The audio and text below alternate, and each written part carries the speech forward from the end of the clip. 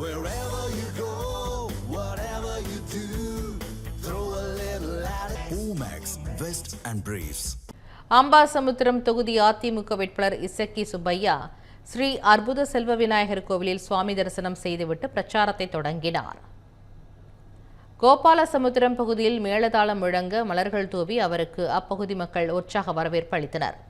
அப்போது பேசிய அவர், கடந்த 10 ஆண்டுகளில் தாம் கொண்டு வந்த 1500 கோடி மதிப்பிலான நலத்திட்டங்களை பட்டியலிட்டார். மேலும் பேருந்து பிரச்சினைக்கு தீர்வு காண்பேன் என்பது உள்ளிட்ட பல்வேறு வாக்குறுதிகளையும் அளித்தார்.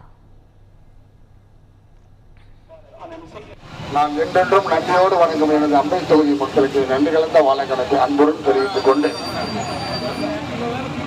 2011 இருந்து 2021 வரைக்கும் அம்மாவுடைய ஆட்சி நடக்கும் போதுதான் இந்த தொகுதியில 1500 கோடிக்கு திட்டப்பணிகள் நம்ம செஞ்சிருக்கிறோம்.